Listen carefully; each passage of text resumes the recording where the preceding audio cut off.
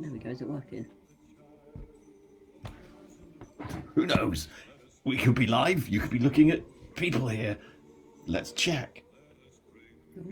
Yeah.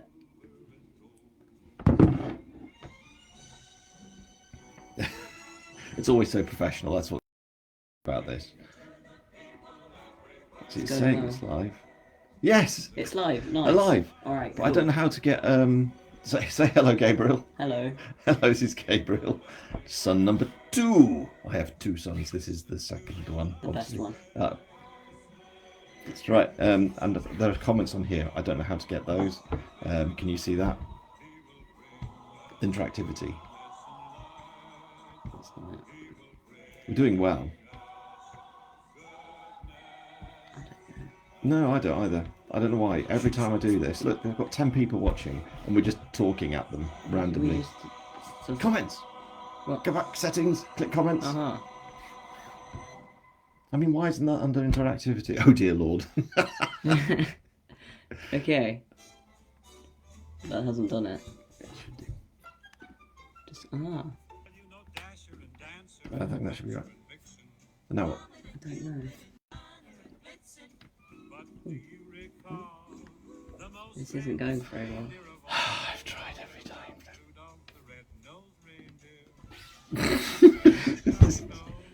Now you've...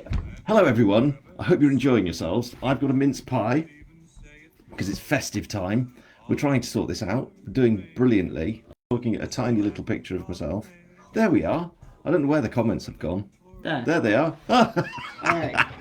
Right, Cool. that's sort of there. Yeah. That'll do. Alright. Oh, honestly, very funny. Hello everyone, I am hilarious. And it's not doing very well, is it? Yes, so there we are. Do you like these?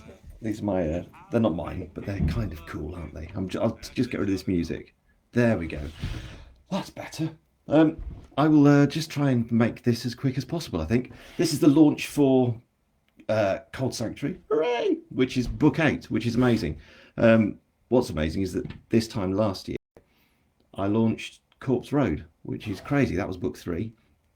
And we're on to book 8, which doesn't seem possible. I'm amazed. And here we are, still writing and enjoying Grimm. And obviously, the only way to do that is on a Christmassiness is with a festive jumper. Look, I have Santa, and on the sleigh, I have these bobbly things. It's all very festive. And as I said, mince pies. And I'm not doing cheese and cake, but I am doing beer. Now, I usually have the Askrigg brewery, but I've tried the Wensleydale brewery. So the Askrigg one is obviously based in Askrigg, which is Updale, and I'm trying the Wensleydale brewery, which is down in Leyburn, which is Downdale. So I'm going to be having, oh, there we go, Wensleydale Gold, which I'll be opening with my skulls. So how are we all doing? There we go. And pouring away. It's the only way to... There we are, you see. It's the only way to celebrate a new book, I think, is a beer. There we are.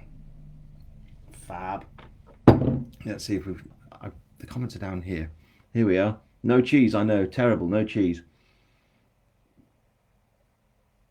Oh, that's amazing. That's really good. I'm going to keep it quick today because, you know, we've got other things to do, haven't we? It is close to the old festiveness and we're all ridiculously busy running out to the shops and all that kind of stuff. But I wanted to do one anyway because it's a nice thing to do. And I've got a little reading that I will do from...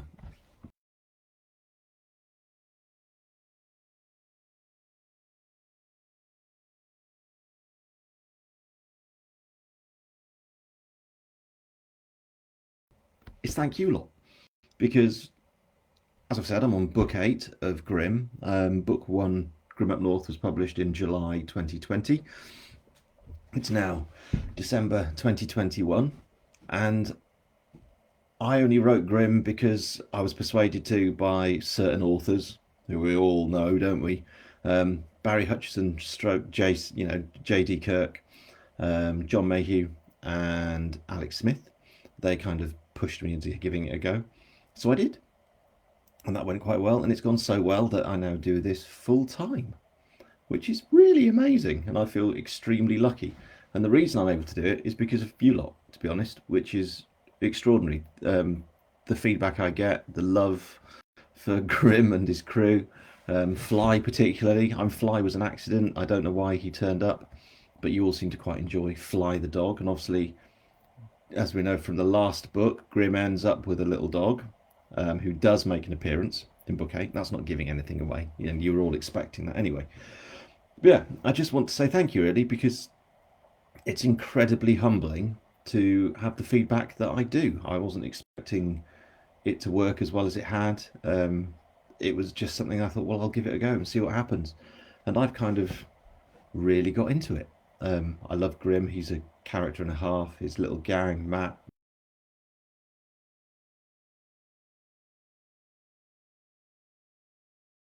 which helps. And I keep getting questions like, oh, is there going to be another Grimm? Yes, there's going to be another Grimm. I'm thinking about book 9, and I want to get that out before the end of February, or right on the end of February if I can. I don't want it into March. So yeah, I'm going to continue writing Grimm. Why would I not? It's brilliant fun. Obviously, Wensleydale is now murder mecca, murder capital of the world, I think, because the crazy stuff that's going on in that little place. And what's lovely is that I get messages from people who, because of the books, have travelled to Wensleydale, which is mad. People are going to Wensleydale based on the fact that they've read my books. But that's fabulous. The fact that I've managed to somehow paint a decent picture of the place that makes you want to go, oh, I'll go and have a look, see what Hawes is like, go to the butcher's, go see Dave Cockett, go and buy some food and some pies. The pies are amazing at Dave Cockett's, by the way. The steak pies are fantastic. But yeah, I mean, that is extraordinary. So yes, I am going to continue writing Grimm. If any of you were worried, I don't want you to approach 2022 with all the stress anyway, but then the additional stress of thinking, is there another Grimm? I must have. There is. So as I said, book 9, hopefully before or at the end of February. I've got plans to do, well, just to keep writing them. But I've also got plans to launch another series as well. As this is is this an exclusive? Did I mention it last time? I don't know. Maybe I did. But as you know, I live in Somerset and lived in Wensleydale. So I thought it'd be, and I have obviously Grimm came from Somerset and then went up north. So my aim is to launch a new series next year alongside Grimm, based in Somerset. And then I can link Grimm back into it, obviously, because this is where he's from. He's from Somerset. But it will be different. It won't be, Grimm. It won't be Grimm down in Somerset, because that would be boring. He's now in Wensleydale, isn't he, doing his thing? So this will be a different character coming in to set something up in Somerset. A little group to go off and investigate stuff. Woohoo! Which would be quite exciting. So I'm rather looking forward to that. I'm ignoring the fact that that's an awful lot of work. But you got to do it, haven't you? And I'm lucky enough to be able to do this, and I enjoy writing fast. I love writing the books. I love coming up with the ideas. I love the feedback that I get. I know not everyone loves them, but most people seem to, which is great. So that's the plans for next year. So this is a big thank you to you lot. So cheers. Because it has frankly changed my life, and I'm sure me wearing this has changed yours, hasn't it? Oh, mince pie. Marks and Spencer's mince pies. Quality. So yeah. Oh, I've got some new comments. If I scroll down, the Somerset murders. Hi, Ken. Yes. Ken's from over the water, as it were, the US. I can't. Oh yeah, he's in Florida. There we go. Happy Christmas from the swamps. That's the other amazing thing about this. I get readers from all over the place. I've got them in Australia. I've got them in the US. I think I had someone contact me from Japan. It's bonkers. North Carolina. Oh, hello, Warren Whitley. Amazing. The Somerset Murders. Yeah, it's going to be based down here. Is the new stuff. Who else have we got? Well, loads of people. It's lovely. So I hope you're all okay. Would you like me to read an extract? Yes, is the answer. Obviously. Another drink. So you all know what book 8 is about, sort of, because you've read the blurb. So I'm not going to start right at the beginning. You're going to, a little bit further on, where you meet a character. Bill, he's a farmer. and he said goodbye to his wife in the farm. Bye. Not like that. Obviously, that would be rubbish. Bye. I'm off to them. Anyway, he's going off in his little grey Fergie, which is a nice little. That's not the shape of a tractor, is it? That's a box. Blatantly a box. Tractors like that. So he's off in his tractor, little grey Fergie thing, which is a very old and beautiful tractor that my dad actually owns one, which is nice. And I've driven one as well. There's a memory in on that. I'm rambling, I know, but I do the author's notes at the end of all the books. Well, this one has a memory from when I was a kid up in the Dales, going out in an old grey Fergie to do some hay timing with a mate, Phil Guy. And I write about that at the back of the book. But that's what Bill is doing. So he said goodbye to his wife and he's headed off down the Dale. He's living over near Askrigg. He's headed off to the meadows to go and do a bit of hay timing, which is one of the greatest tasks ever. Because you go out on a little tractor, not this, because that's a box, remember? You go into the fields, you hook the spinner, or whatever you want to call it. Some call them rakes, spinners, doesn't matter. And you go through the field, and that spins up the hay, makes it all dry. Then you unhook that, come back a day or so later with a baler, and you go through the hay, and you make hay bales. And this happens sort of May, June time, some into July, and they get all that, and that's feed for the sheep in the winter. So that's what Bill is off to do. He's off. Well, he's taking off now. He's in a plane.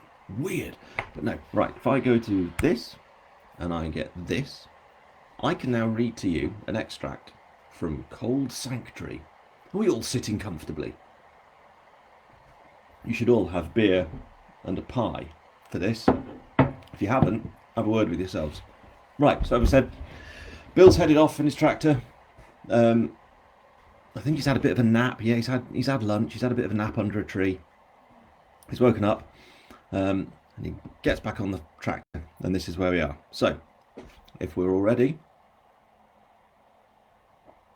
a couple of hours later, with afternoon now very much rolling on, Bill turned the tractor back up the field, only to feel a jolt from the baler. The tractor kept rolling on, but the awful grinding sounds from behind him had Bill pushed the throttle back quickly to bring the vehicle to an abrupt stop. He swore under his breath. The day was still bright, which was good, but he really did want to be getting on. Leaning forwards, Bill switched off the engine, and it fell silent with a faint, soft rattle, almost as though it was simply falling asleep. Then, with an ache that could only come from sitting on an ancient metal seat cushion with some old bits of carpet, he swung himself down from his perch and, much to his surprise, came face to face with two men in black balaclavas. "And just who the bloody hell are you?" Bill asked, not exactly sure how to respond to this new and altogether bizarre interruption to his day.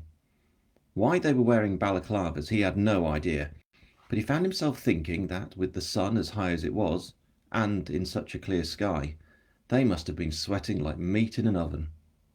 The men were standing behind the baler, both in jeans, dark jackets, and shirts, and behind them the spinney.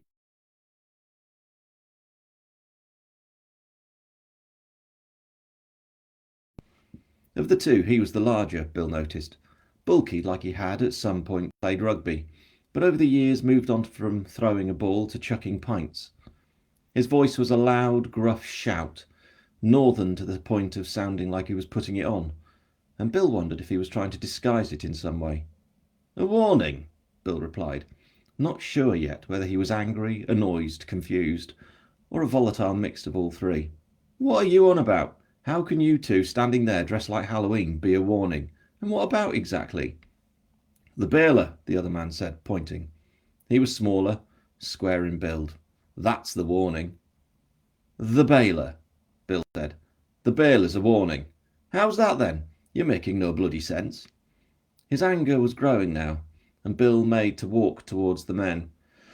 But as he did so, he spotted a huge lump of wood sticking out of his baler. It looked like an old fence post recently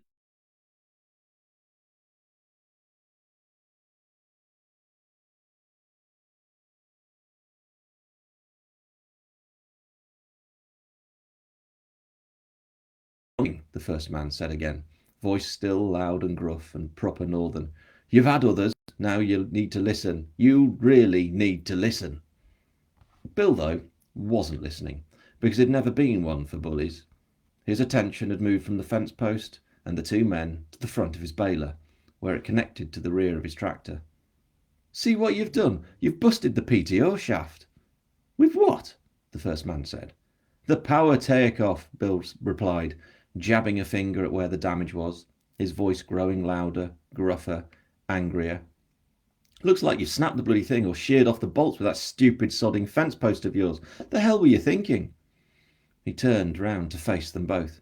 No, don't answer that, because you can't, can you? Either of you, whoever you are.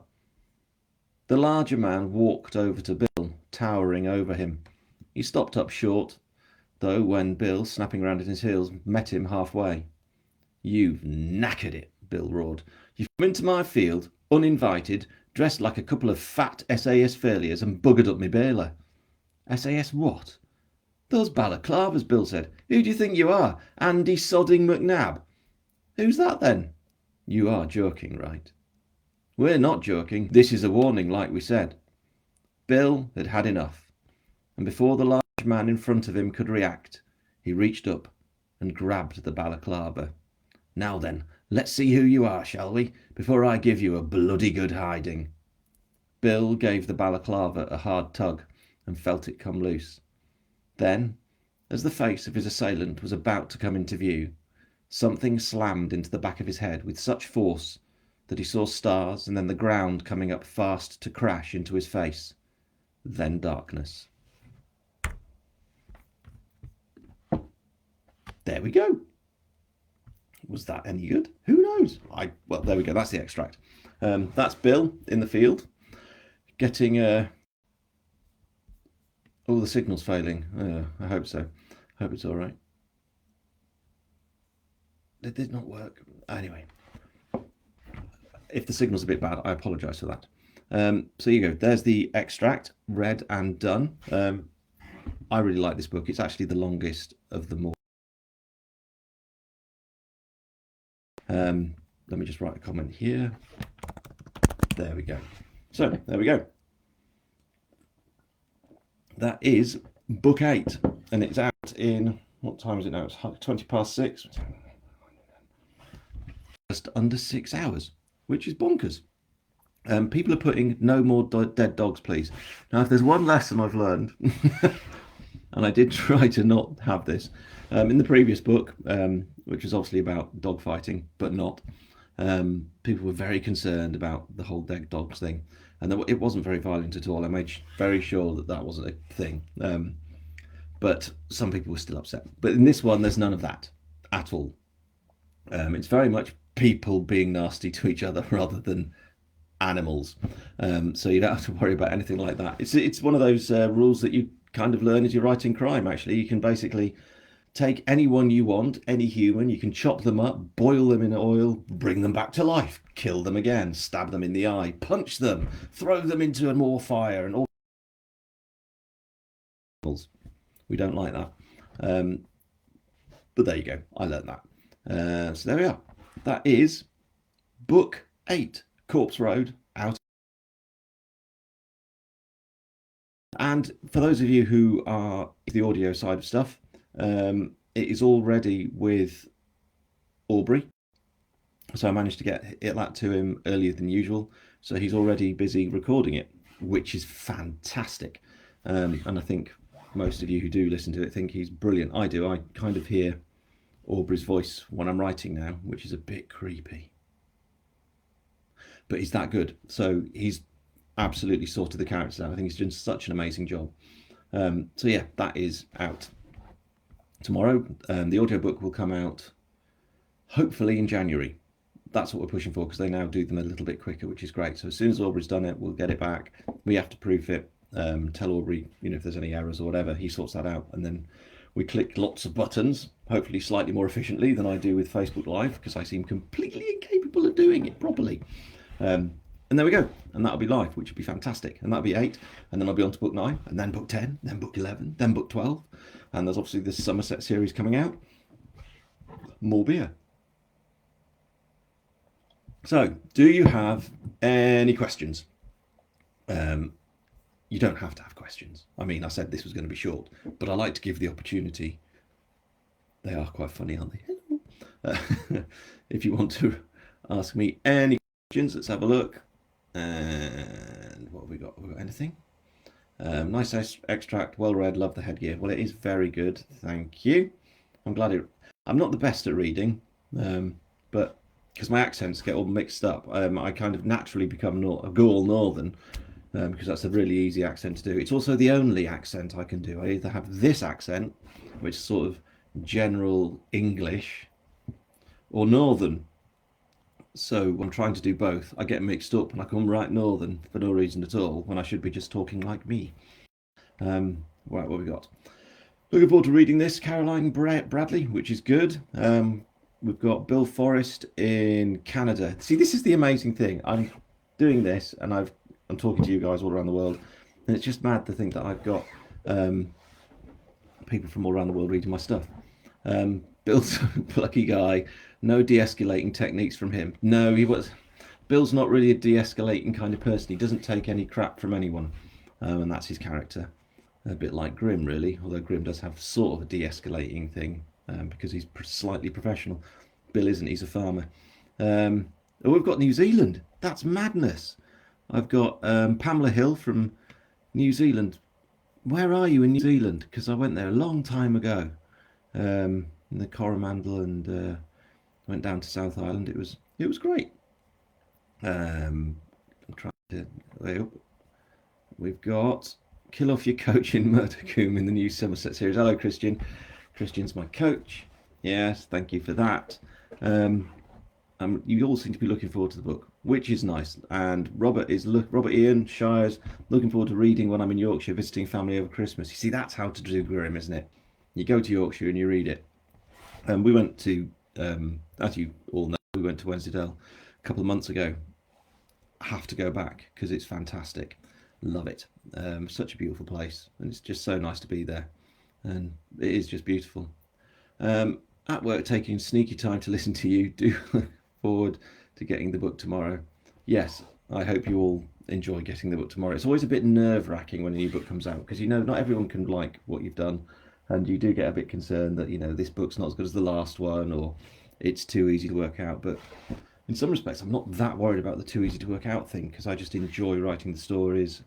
The characters kind of have all their own little threads now, their own little lives, and writing about Wensleydale is fantastic. Spain? I've got someone from Spain as well, so that's New Zealand, Canada, California. Is that where you are, Ken? Spain. This is mad, isn't it? Wonders of the internet. Anyway, am I having a break over Christmas? Or sneaking a bit of writing in between the pies and the cheese and the beer? I am having a break. I'm basically trying to take off from Thursday, but I will probably be. The thing is with this, you're constantly thinking, and it's quite hard to shut off and just click and stop thinking about books and writing and books. So that's a good thing and a bad thing, I guess. I enjoy it, but it is quite hard to switch off. But there are worse things to have a problem with switching off from. I think I'm very lucky to be able to do this. It's a different kind of pressure. I've had high pressure jobs and roles before, and this, you put yourself under a fair bit of pressure, but it's enjoyable because I make stories up and talk about characters that have now come alive inside my head, and you all see them and hear them in your own way, which is fantastic. Hi David, just finished Grimm Up North, could not put it down. Happy Christmas. Howard Murphy. So you've just started with book 1, Howard. Wowzers, you've got a nice little bit of reading ahead of you. That's great. It's lovely that I've got new readers every month as well, every week, every day. New people discovering Grimm, which is fab. He needs to be discovered, the poor bloke that he is. We've got Fiona Elizabeth Exxon. I've read all yours and them. I can picture all the places. Good. I had a comment today from someone saying how the place itself is like a character in the book. And I think that was kind of what I tried to do. I didn't want it just to be about the people. I wanted it to be about the area. And I wanted it to be so that, you could really visualize it, and the weather and the place and the smells and what it feels like to be there, so that, you would sort of visit there in your head. And now we've got people, as I said, visiting there for real, which is mad. There's one thing I want to do next year, maybe, is do a Grimm's Guide to the Tales, which I don't know if that would be any good. It would be a laugh. So that'd be like a little written guide. I don't know how I'd do it, but it would be a written guide so that you could go up to the Dales and visit like all the locations in the books, and have a nice little holiday, that kind of thing, which would be great fun, wouldn't it? Which reminds me, if you haven't yet, go to my website, which is www.davidjgatward.com, and on there you will see that there's a VIP button that you can click. So if you go to that, click that button, I think that's what it's called, you can join the VIP club, which is basically you give me your email address and you then get the newsletter, which we're going to hopefully do one a month from next year. That's the aim, to keep you up to date with the new stuff, with what I'm doing, random things, whatever. And so you're part of that. But also there is a section on the website that is only available to you if you are a VIP, and that has pictures, photos linked to all of the books.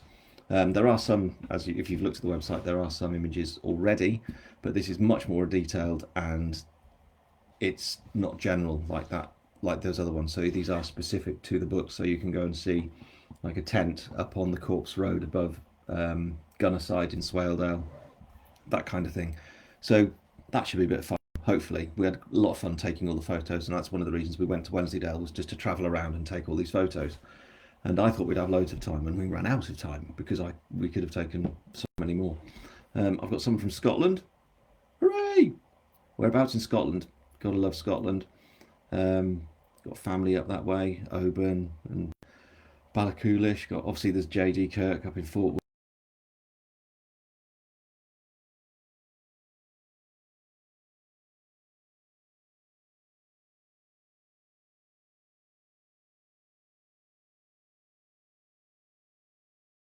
Just discovered Grimm yesterday. This is Howard. Have not been able to put it down. Going to be a Grimm Christmas. Yes, it is going to be a Grimm Christmas, Howard. But it's lovely that you've discovered Grimm. Any new reader. It's fabulous. Beer. And you will find, Howard, that cheese and cake will become a part of your life. I promise. Those of you on here as well who aren't a member of this, you can go. There's an official DCI Harry Grimm readers group on Facebook as well, so you can go and join there if you want to. They just generally, I don't pop in very much because they're a law unto themselves, not as mad as the Space Team bunch, who I know some of you are members of, but they do talk a lot about cheese and cake, and they share photos of visits to the Dales and stuff, which is nice, so you can go and have a look at that. 20 minutes outside of Glasgow, that's where you are. Okay, is there anything else? We've got any more? No questions. You're all just wishing me happy Christmas, which is lovely.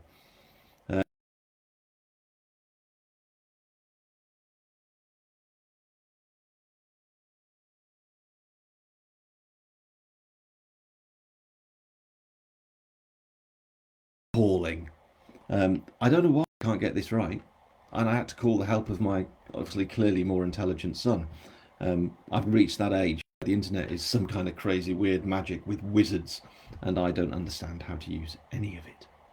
So I'm going to sign off. It's a very quick one because we all want to go and enjoy Christmas, and me rattling on for too long is just not part of it.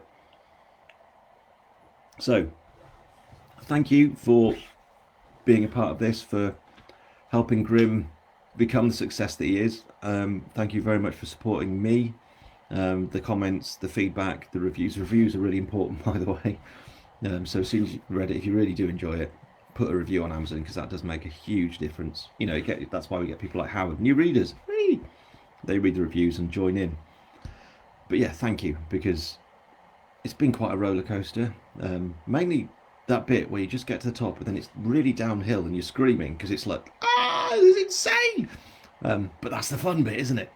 So that's what it's been like, and that's what it's continuing to be like. I'm loving it. Next year, more Grimm books coming your way, regular newsletters. So become a member of the VIP club, please, because that's fun, and I'll be, wanting feedback from you as well. And you can email me as well, at DCI Harry Grimm thing. That's at the end of all the books, the email that you can contact me on. So do contact me, because I will reply, which is maybe something you don't want. Anyway, so happy Christmas to you all. thank you very much for tuning in. Much appreciated. Have a great Christmas time and New Year and everything. Really hope you enjoy Cold Sanctuary tomorrow. I certainly enjoyed writing it. It's completely different to all the others, but that's part of the fun, isn't it?